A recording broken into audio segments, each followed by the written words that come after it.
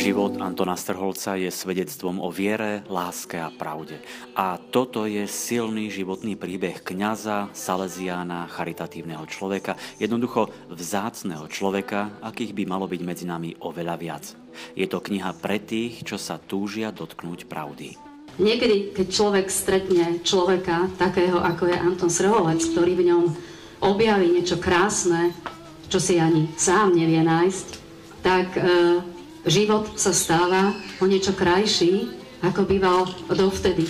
Poďme spolu tam sme chceli ísť, na tie miesta z filmov a zo starých kníh. Poďme sa smiať, radosť nám patrí. Alena Čermáková nakrútila 120 hodín materiálu, no do filmu sa zmestila len malá časť. Aj preto túžila napísať knihu, v ktorej nechýbajú vzácne myšlienky, dojímavé príbehy a krásne fotografie. Je tam množstvo tém, ktoré sme do filmu nemohli vôbec dať, pretože sa nenachádzal obrazový materiál k tomu. V predvianočnom čase vyšli 3 knihy o Antonovi Strholcovi a je teda na čitateľovi, ktorú si vyberie. Táto od Aleny Čermákovej má však viacero špecifík. Jednak je to DVDčko, na ktorom sú veci, ktoré sa tiež nedostali do filmu.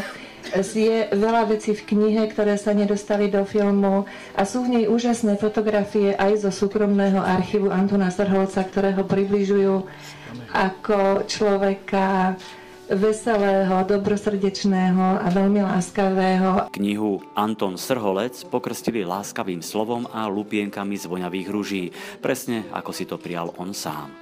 Máme málo takých ľudí na Slovensku, ako je pán Strholec. Poznala som ho aj v takých časoch, keď bolo treba byť odvážny, byť nekompromisný a pomáhať najmä tým druhým a myslieť hlavne na druhého a hovoriť o láske. Don Antonio si vybral takú cestu práce v skrytosti, dlhej práce v skrytosti a predsa, vidíte, sme na to prišli, čože je vašim dôkazom, že ste ho odhalili. A to je vaše geniálne majstrovstvo, vás, umelcov, že viete odhaliť týchto nenápadných hrdinov. Takže k tomu vám gratulujem. Nech tá kniha aj spolu s tým DVDčkom nech letí do sveta a nech prináša radosť a pomoc pre druhých ľudí, tak ako to celý život robil pán Strholec.